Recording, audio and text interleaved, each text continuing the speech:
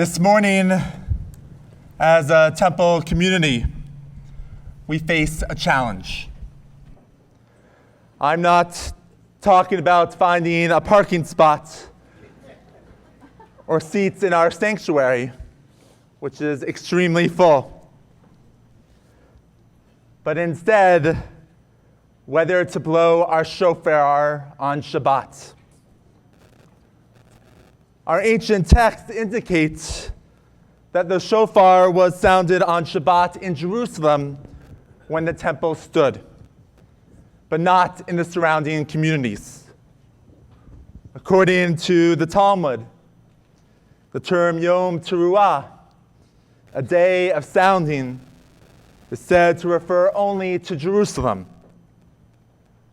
Outside, the term Zikron Teruah, remembrance of the sounding, was used.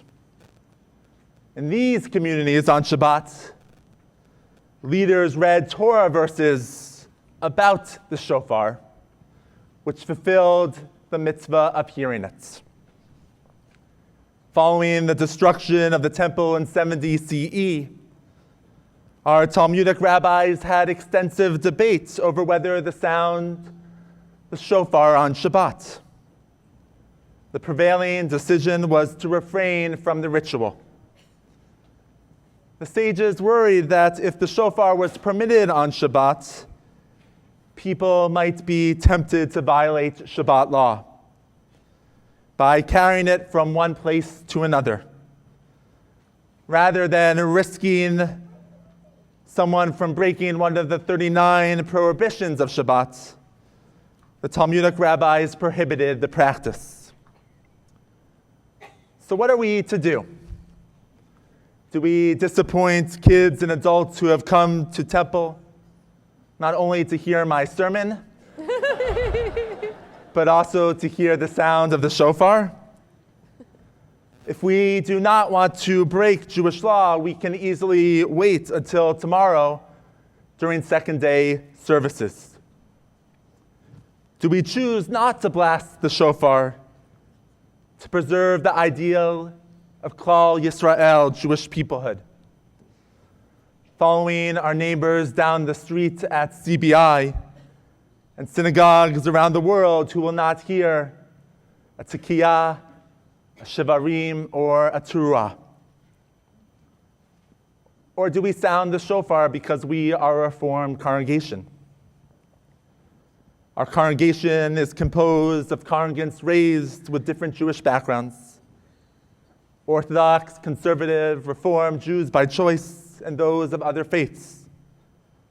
And our temple custom is to play instruments on Shabbat. If a guitar string breaks, we'll fix it. Most of us drove here. We will use our phones today, hopefully not during services. So why are we so machmir, strict about this practice? You may be surprised to learn that when this congregation was founded 73 years ago as a Reformed congregation, there were no shofar blasts on Rosh Hashanah when it fell on Shabbat. The founders of this congregation and the early rabbis wanted to accommodate different streams of Judaism here in the greater Westfield area. That is why we have second day Rosh Hashanah services, festival services on the first and last days, and we mark the holidays on the Jewish date and not when it's convenient to our personal calendars. As a Reformed congregation, we honor our ancient tradition.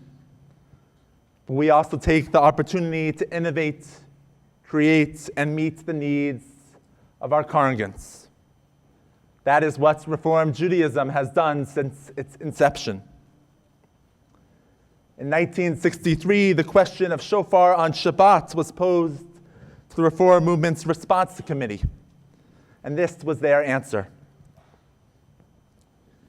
It is clear that while there was a general custom not to blow the shofar on New Year's Sabbath, the custom was merely cautionary. The great sage Yochanan ben Zakkai permitted it to be blown on the Sabbath because the rabbinic court was there to guard against violations. And the responsa concluded, "What then shall be our own procedure in regard to the years when the new year comes on the Sabbath? In such matters, we should use our judgment, weigh the status of the law, our spiritual needs, and the mood of our congregation." As your Temple Emanu-El clergy, we discuss the implications of blowing the shofar on Shabbat. And as this is a congregation filled with smart people, I bet you know what our decision is. It doesn't hurt that we gave you a shofar service handout with your machzor this morning. Yes, we have decided to sound the shofar. For most of us here, Rosh Hashanah without the shofar would be as hollow as the shofar itself. The shofar is the centerpiece of this service. And while many of you will be back here tomorrow, we realize not all of you will. And so would not hear that dramatic sound. We need to hear the shofar. The shofar is our alarm, screeching that another year has gone by, asking, what have we done with our days? Awakening us to the brokenness in our lives and the world. The shofar does not come to comfort the afflicted. The shofar comes to afflict the comfortable. It reminds us to stop, look, change. And just perhaps the sound of the shofar on this Rosh Hashanah will help us find the sound of Shabbat for the year ahead. What is that sound of Shabbat? The smell of Shabbat might be easier for us to define. For me, it's my mom's roast chicken. For you, maybe it's matzah ball soup, cholent, or freshly baked challah. But for many of us, the sound of Shabbat is hidden because we do not make Shabbat a priority in our lives. The shofar this morning wakes us up to this fact that we run from activity to activity. We work too much, spend too little time with our spouses, our parents, and our kids, and we don't connect as deeply with our friends as we hope to. My hope is by sounding the shofar today, it can serve as a call to find our own Shabbat practice. This morning, I want to take full advantage of the fact that Rosh Hashanah coincides with Shabbat. And those expecting a more topical sermon on the crises our world faces, whether it's climate change or extremism or democracy, you'll just have to wait for Yom Kippur. This Rosh Hashanah, I prefer to be timeless rather than current. I'm also well aware that only Hasidic Rebbes have the authority to say things and have their congregants do what they say. I have no power. Demands are not something liberal rabbis have ever been successful at making. So if I can't require it, I appreciate you indulging in these moments of persuasion. Christian author Thomas Cahill called the Sabbath one of the unique gifts of the Jews. It's a gift we should give to ourselves more often. No practice so transforms a person's life. No practice will ensure the Jewish future.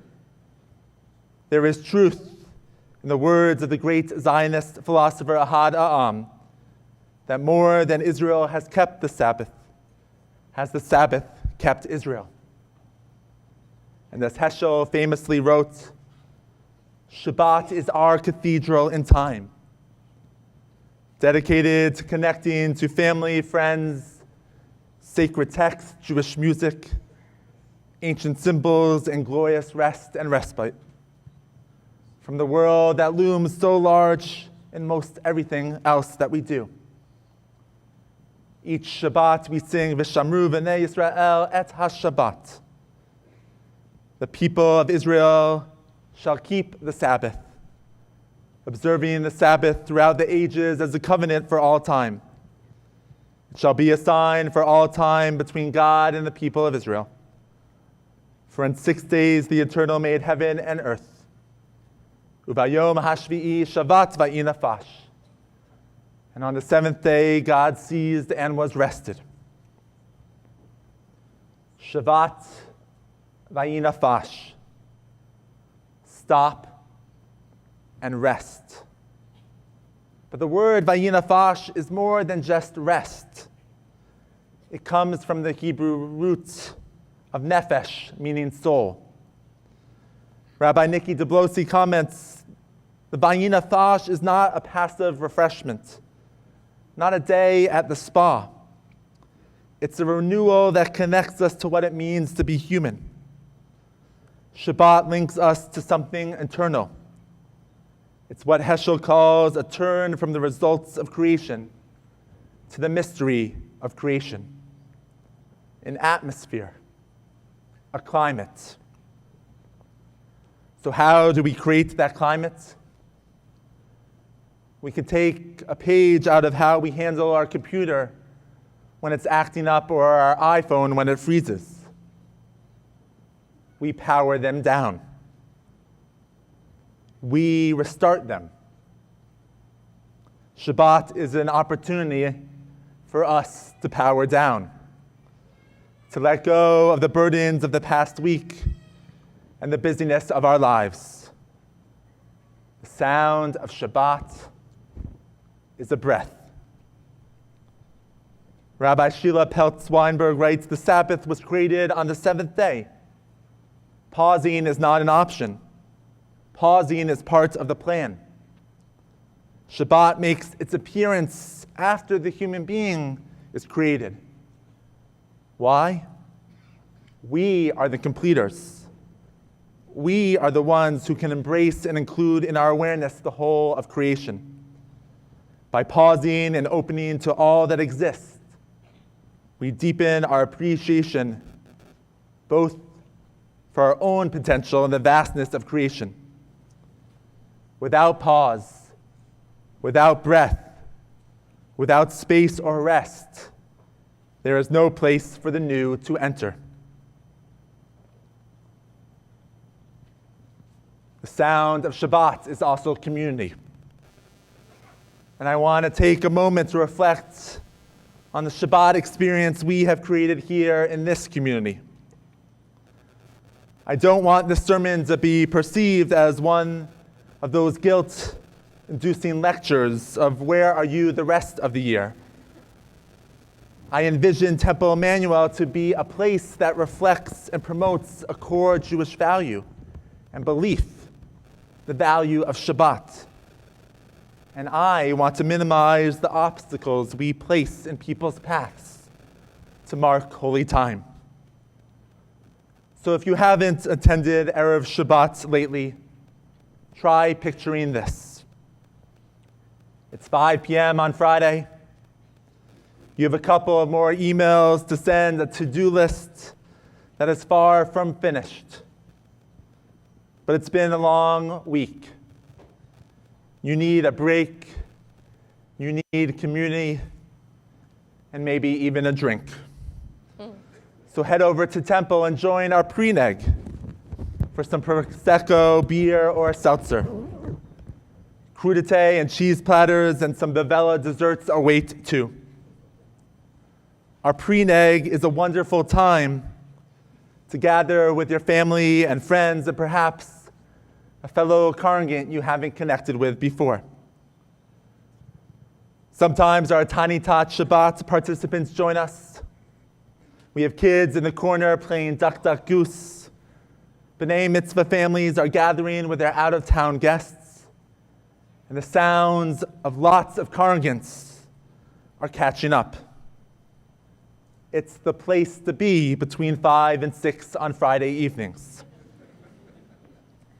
Right around 6 p.m., we'll gather for a song or two. We'll take a deep breath, and our B'nai Mitzvah families will light our candles. And as one community, we will sing and walk into our sanctuaries. We have a million stressors in our lives. Services are an opportunity to set intentions and feel connected to something greater than ourselves. Our Shabbat services are joyful, they're relevant, they're musical, and they're intergenerational. If you have children that are getting a little antsy, stay for as long as you want. We believe that there is a great value in having children pray with us. We also recognize that keeping our children engaged during worship can be a challenge. Just ask Ariel. So new this year, we'll have Shabbat bags in the back with quiet activities to keep your children occupied. And of course, it's okay for a kid to yell out or cry. We'll just assume that they are connecting with the divine. Most Friday night services end right around 7 p.m. So afterwards, continue the joy of Shabbat with family and friends. Host a Shabbat dinner. Invite a fellow congregant to have some matzo ball soup and chicken, or order some takeout. Shabbat is the perfect time to have dinner as a family. During the week, many of us run from activity to activity and do not have the opportunity to sit down as a family to eat or to connect. What would it look like if Shabbat was that time? If you have teens, give them a few get out of Shabbat free cards when big secular events conflict. But make Shabbat dinner an expectation. Mark time, mark family, mark community, mark the sound of Shabbat. Shabbat starts on Friday and continues on Saturday, and we have options there too. Looking for some intellectual rigor? Join our Holy Scrollers group led by Rabbi Appel, Rabbi Charles Leitner, and Razi Chaimi Cohen, and study for an hour the Torah portion of the week. No prior experience is necessary, just an openness to engage in our ancient words. Looking to be uplifted? Attend our Simchat Shabbat service with Rick Calvert, and you can come in your yoga pants or your bike shorts.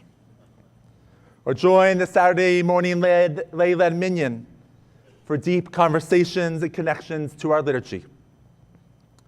Or come participate in one of our B'nai Mitzvah services. We are extremely proud of our teenagers. And as you saw, we have over 60 B'nai Mitzvah this coming year. Shabbat is a time to mark holiness and to move from our everyday routines. Want to mark Shabbat but not sure if services is your way to holiness? Then volunteer with our Saturday morning fun club. And like Heschel says, pray with your feet.